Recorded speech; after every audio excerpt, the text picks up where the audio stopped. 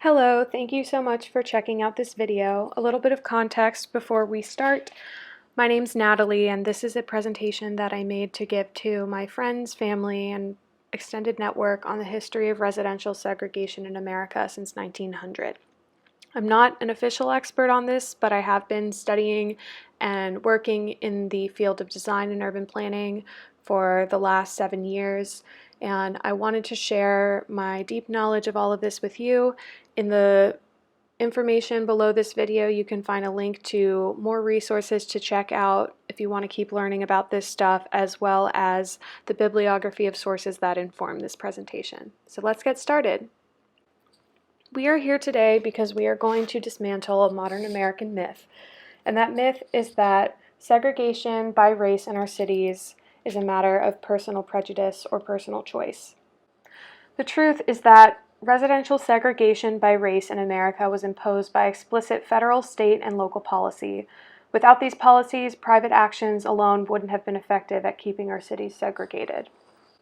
When we talk about segregation, there are two camps. There is de facto segregation. These are the things that are often cited, like income differences, personal choice, Jim Crow, or discrimination on behalf of banks or real estate agents. But what we'll be talking about today are the segregation patterns that were enforced by law through things like deed-restricted covenants, zoning, redlining, and discriminatory real estate practices. This timeline shows us that we have more than 100 years of history to deal with when it comes to discriminatory residential housing practices. This is in context of more than 500 years of history of white supremacy in America. So the first tool that cities began to use that is still implemented today to regulate land and buildings is called zoning. Zoning is a set of regulations that guides the size and shape of buildings and tells us what kinds of land uses can go where and how dense parts of cities can be. It's still the primary tool that cities use today to guide land use and buildings. Before zoning, cities mostly regulated what could be built through nuisance laws, but in 1916, New York City became the first city to pass a comprehensive zoning code. It regulated the height, land use, and density that could happen in the geographic zones shown on the map on this slide. Hundreds of cities quickly followed suit, and many border cities like Baltimore, St. Louis, and Louisville passed zoning ordinances that prohibited African Americans from moving into areas that were majority white.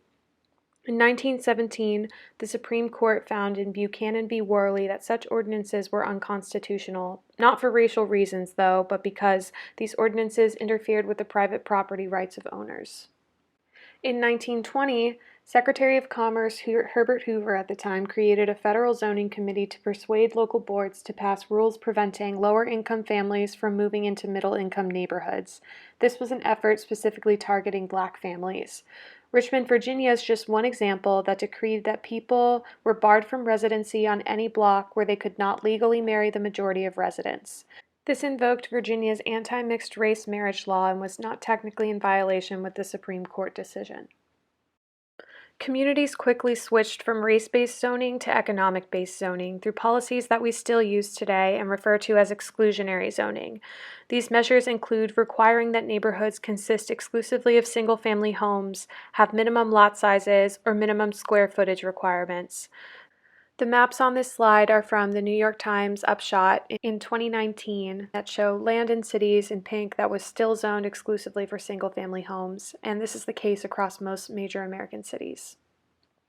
In 1926, the Supreme Court found in Euclid v. Ambler that excluding apartments and multifamily homes from entire neighborhoods was not just permissible, but could potentially, quote, prevent the degradation of an area.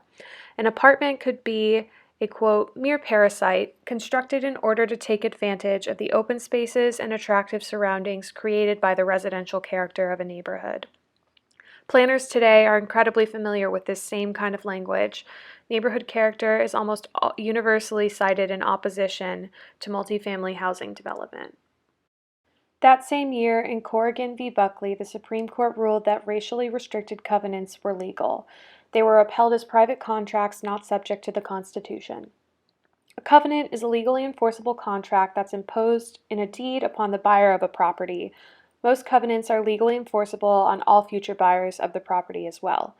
Racially restricted covenants prohibit the purchase, lease, or occupation of a piece of property by a particular group of people called out by race. Often, the restrictions applied only to Black Americans, but other populations might also be banned. These racial contracts became neighborhood-wide to ensure demographic consistency as properties turned over. The practice was so widespread that by 1940, 80% of property in places like Chicago and Los Angeles carried restricted covenants that barred Black families. The language in these deeds is still documented on many properties today, although it's no longer legally enforceable. In the 1930s, we move into the New Deal era. In response to the Great Depression, the federal government injected tons of money to build and finance housing in America. Key highlights of the housing-related programs included the first mortgage assistance programs for constituents and federal guarantees of repayment to mortgage issuers like banks who submitted to federal standards. Segregated public housing construction also began under the New Deal. The federal agencies and mortgage programs that were created under the New Deal coalesced in what today we call redlining. In 1935, the Homeowners Loan Corporation created residential security maps for 239 cities to indicate the level of security for real estate investments in each surveyed city. These detailed maps ranked geographies from A to D, the basis of which was a combination of the neighborhood's quality of housing, the recent history of sale and rent values, and the racial and ethnic identity and class of its residents. Green areas were marked desirable, blue still desirable, yellow areas were deemed rapidly declining, and redlined areas were called hazardous. The Federal Housing Authority's Underwriting Manual, which provided guidance to these maps, states that the infiltration of inharmonious racial groups will produce the same effects as those which follow the introduction of nonconforming land uses, which tend to lower levels of land values and lessen desirability. It also states that, to be really effective, recorded deed restrictions should contain the following provisions below, which included, quote, prohibition of the occupancy of properties except by the race for which they are intended. This was the federal government condoning and enforcing racially restricted covenants across every city in America. Area maps for each sub-district in these maps include detailed descriptions of the condition of corresponding geographies. Common descriptions reference the, quote, infiltration of what were quite often described as subversive, undesirable, inharmonious, or lower-grade populations called out by race. In the links below, you can find some resources, one of which includes this tool, where you can explore redlining maps and their linked documentation all over the country. Here's just one example from a redlined area in Boston's South End neighborhood, which reads, area becomes less desirable north of Dover Street with Orientals concentrated in this spot. Portion of West Tremont is quite desirable, exception being Springfield Street, which is solid Negro. The reason these residential security maps matter is because they determine the risk associated with lending mortgages and loans. Developers couldn't get financing to build any new construction in redline neighborhoods. Banks wouldn't give loans to residents of low-ranked neighborhoods, meaning that they couldn't improve their properties themselves. This started a feedback loop of deterioration. As a result, the housing supply available to Black people got smaller. New houses for Black folks cost 30% more than homes for whites.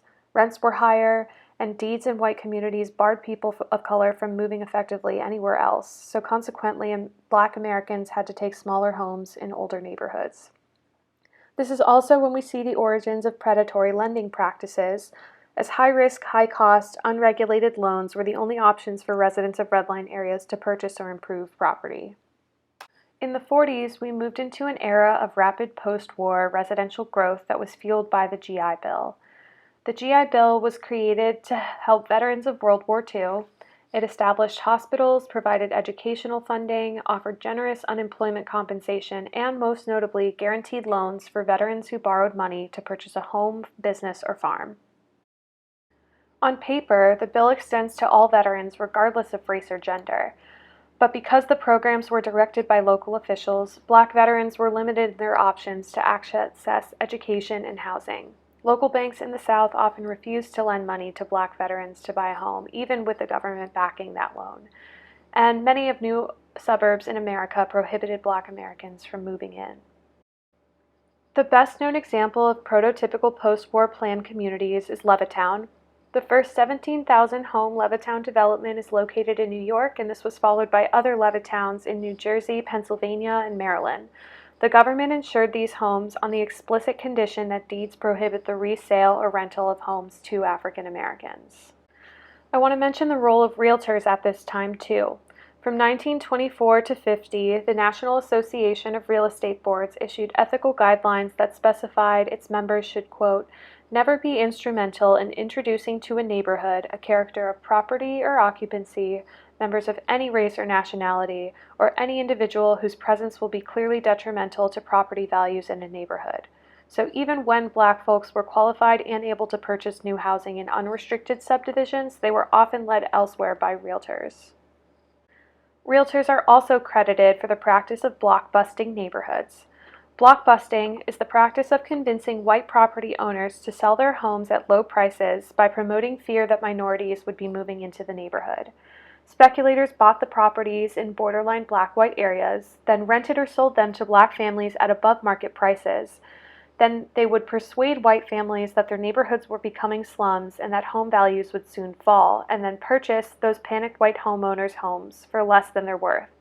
Blockbusters' tactics even included hiring black men and women to push babies in strollers or drive their cars through neighborhoods.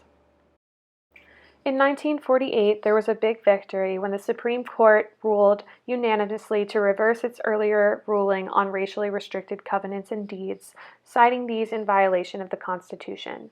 The case arose after an African American family purchased a house in St. Louis that was subject to a covenant preventing the, quote, people of the Negro or Mongolian race from occupying the property. This victory ended almost 50 years of contracted housing segregation, but it should be noted that even after the Supreme Court declared them unconstitutional, the real estate industry continued to privately use racial covenants until 1977 when it was sued by the Justice Department. And just because it was now legal for black families to move into previously all-white neighborhoods did not make it easy. There are hundreds of instances documented nationwide of mob violence that was frequently led or encouraged by police to drive black families out of homes they had purchased or rented in these neighborhoods. Campaigns, even violent ones, were often led by churches, universities, or other nonprofit groups determined to maintain their neighborhood's homogeneity. The IRS failed to lift tax exemptions from these institutions even as they openly promoted or enforced racial exclusion. There is plenty of documentation of segregation by law at the local and state levels that was carried out during this time.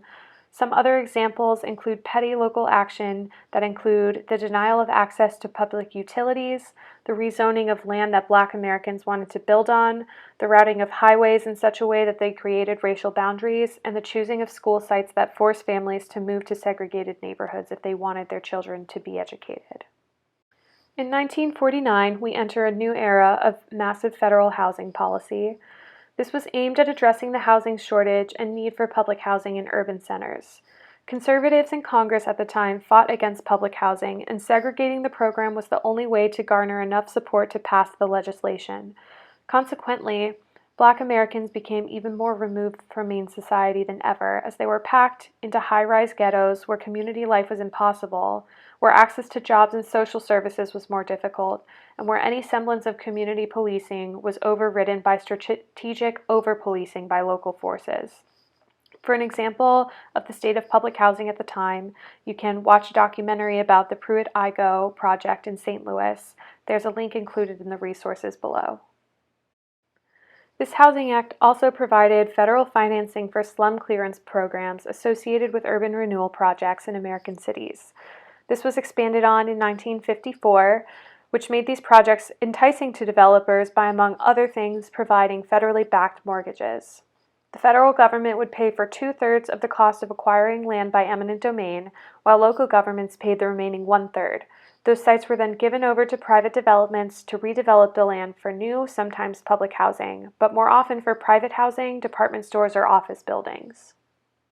Urban renewal was directed by local agencies, and the general motivation behind these projects was to replace neighborhoods that had been classified as slums with neighborhoods that would bring in increased tax revenues. The areas deemed as slums tended to consist of majority Black and immigrant communities as a result of all the housing patterns and policy that I've talked about up to this point. By 1965, nearly 800 cities across almost every state were participating in urban renewal. By its end in 1980, 7.5 million dwelling units across the U.S., which is the equivalent to 1 of every 17 in the country, had been demolished through urban renewal. One city that I'm particularly familiar with is Boston. The Boston Housing Authority, succeeded by the Boston Redevelopment Authority, which is today called the Boston Planning and Development Agency, directed urban renewal projects across the city. Between 1958 and 60, a third of Boston's downtown was demolished. A major portion of this redevelopment occurred in Boston's West End neighborhood with a 46-acre redevelopment. This project is generally viewed by people in Boston and across the country as one of the worst mistakes in the history of urban renewal.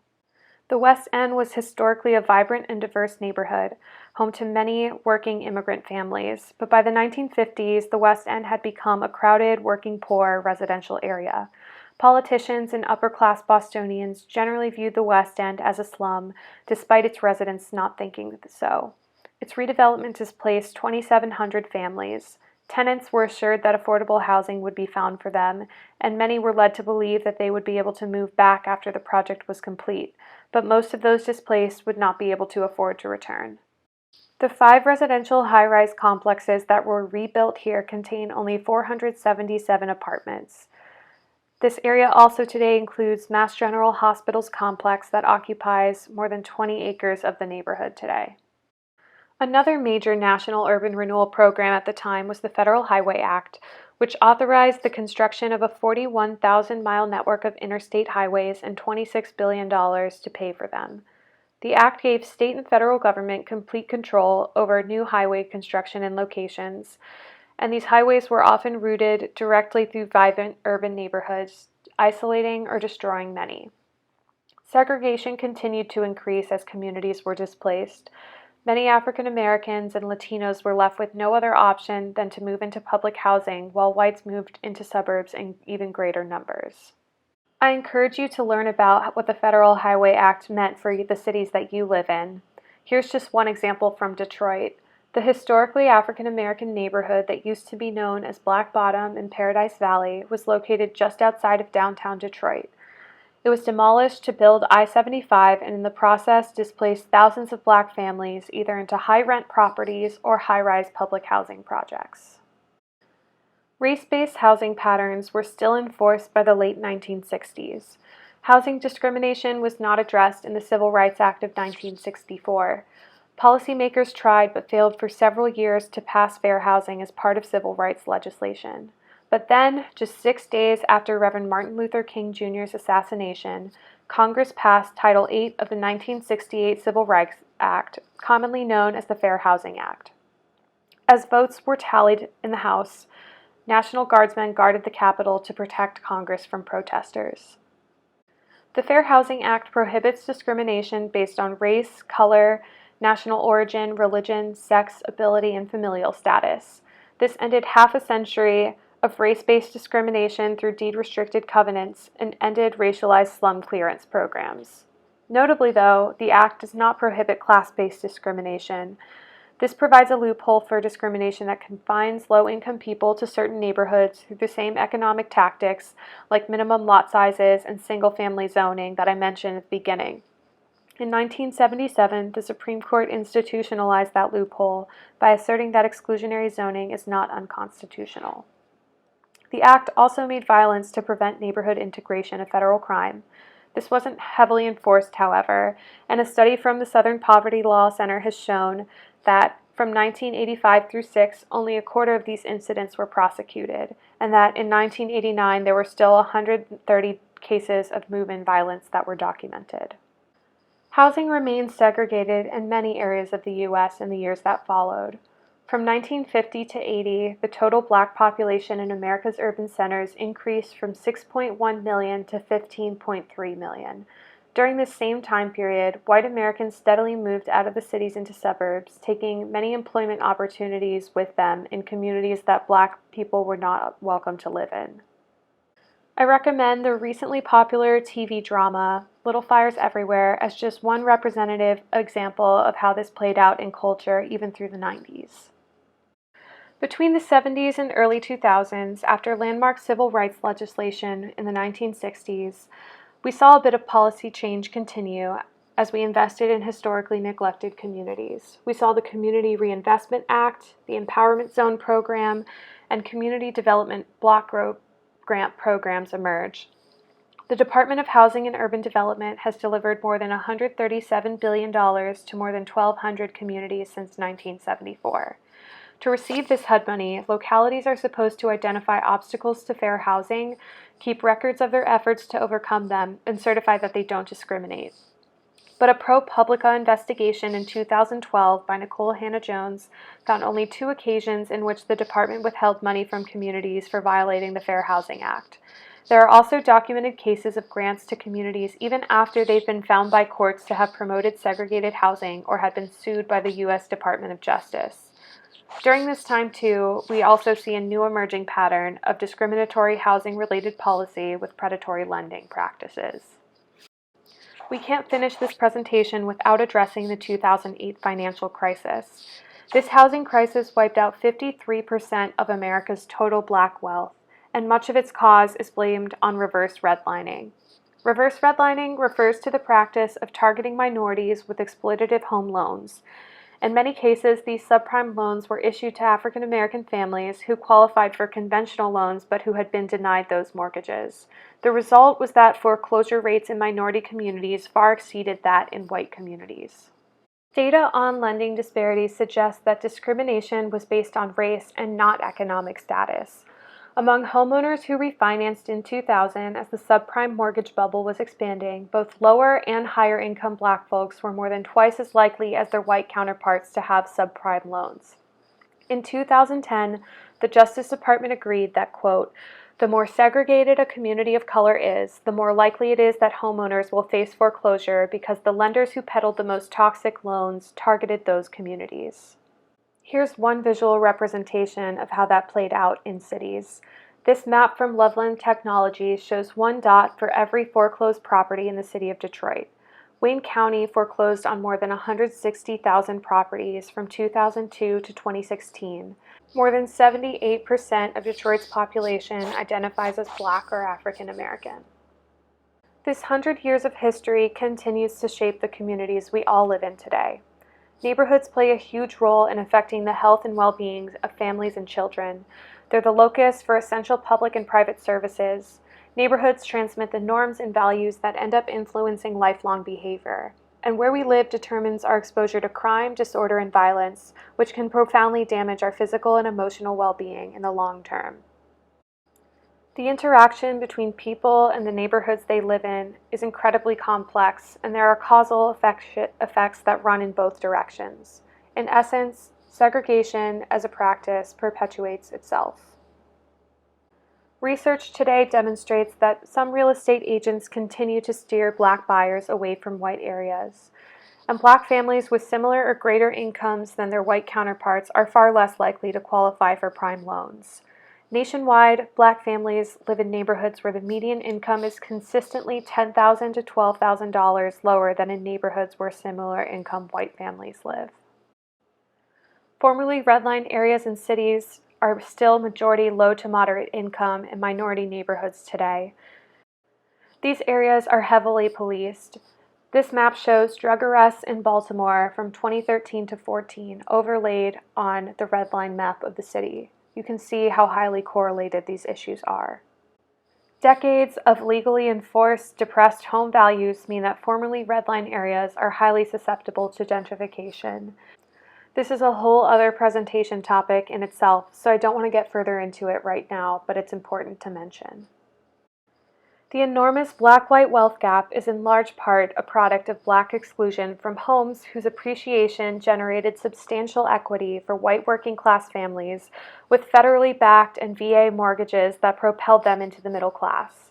In 2017, the Boston Globe Spotlight team found that the median net worth for Black Bostonians was $8 compared to $248,000 for white Bostonians.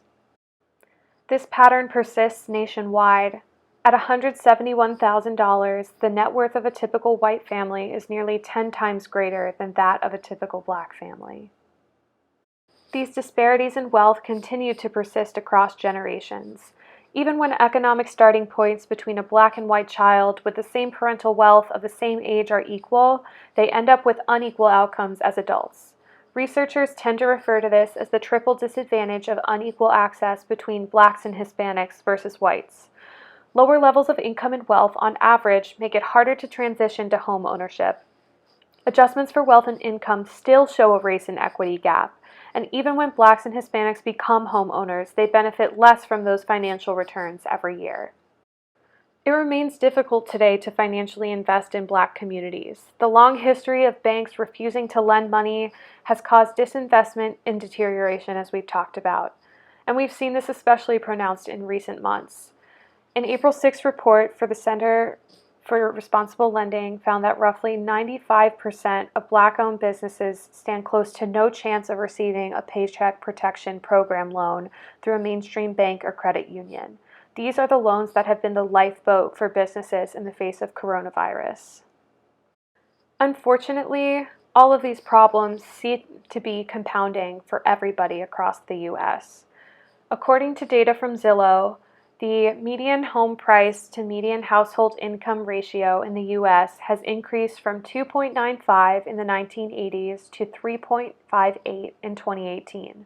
That ratio is more than 5 in some markets that include cities like Boston, Santa Fe, and Portland, and it even exceeds 10 in cities like San Jose, Los Angeles, and San Francisco. 15 years ago, 55% of new homes sold were priced under $200,000. Adjusted for inflation, today, less than 13% are priced under $200,000. Since 2000, the number of people living in high-poverty neighborhoods has nearly doubled, rising from 7.2 million to 13.8 million. And poverty is becoming more concentrated by race. More than 1 in 4 of the black poor and nearly 1 in 6 of the Hispanic poor lives in a neighborhood of extreme poverty, compared to 1 in 13 of the white poor. The spaces that we live in and occupy shape our health outcomes. Blacks relative to whites are more likely to live in neighborhoods that lack a healthy access to food, green spaces, recreation facilities, lighting, and public safety measures. Predominantly black neighborhoods are more likely to be exposed to pollutants and toxins, in large part a result of housing policy like the Federal Highway Act that exposed these communities to more traffic and pollution. Flint is another obvious example of this too, and so too is the indicator that asthma afflicts black children at twice the rate of white children. These social and spatial structural conditions inform pre-existing health conditions, and these structural health disparities have been the main culprit for the epidemic within the pandemic that is currently ravaging black communities in the U.S. at nearly twice the rate at which they would have been expected based on the share of their population. I want to try to give you some hope, but solutions to problems this large are incredibly complicated. Most residents of formerly redline areas today are not black. There's no one-to-one answer to reparations in this country, and housing disparities are no exception. Policy solutions require us to consider how housing, education, health, and policing are all interrelated. The social determinants of health are a framework that's increasingly being used by policymakers to address these systemic disparities. It's now accepted that social and societal factors exert a major influence on population health that is greater than the combined influence of health behaviors, genes, and biology.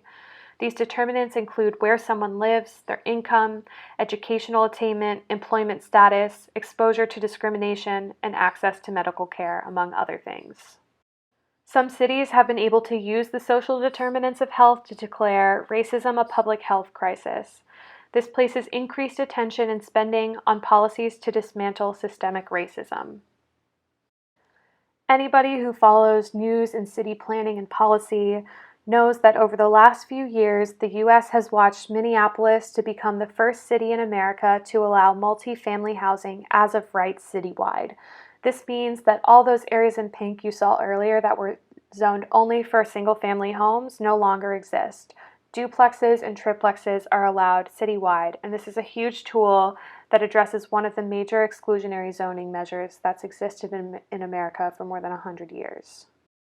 Throughout the process, city leadership framed the necessity of zoning change through the lens of racial equity. They publicly acknowledged that single-family zoning had become a tool used to reinforce segregation and block highly amenitized areas from families of color. Minneapolis is the only American city to date that has conducted comprehensive research on racially restrictive housing covenants. This map here shows red dots where racial covenants were found. The white areas are predominantly white neighborhoods today, and people of color predominantly reside in the blue areas. You can see again how highly correlated these matters continue to be. Minneapolis knows that it has its problems. If you listen to the daily podcast, you may have heard an interview with the mayor of Minneapolis that shed light on how difficult structural policy change is, even when entire administrations are on board. The racial wealth gap and home ownership gap in Minneapolis is among the largest in the nation. And an article in the New York Times reported that Minneapolis police use force against Black people at 7 times the rate of whites. All of these issues are interrelated. So, frankly, I don't have answers for you for what we are supposed to do about this. There are no easy answers. Many of the books that I can recommend you on these issues offer policy recommendations in the chapters at the end, and I encourage you to read things like that. What I do know, though, is that before we can make any kind of change, we all have to know where we're starting, and we have to agree that where we're starting is incredibly ugly. So I appreciate you taking the time to come and learn about this history. My pitch to you is to please fill out the census. Please vote, especially in your local elections. Please donate money to organizations like the NAACP Legal Defense and Education Fund that have been advocating and fighting for change for generations. Please keep your eyes open and paying attention. And please continue having these hard conversations. Take what you've learned here and talk to somebody in your life about it. Not just today or tomorrow or next week, but preferably every day, forever. Thank you for taking the time to educate yourself. That's all I got.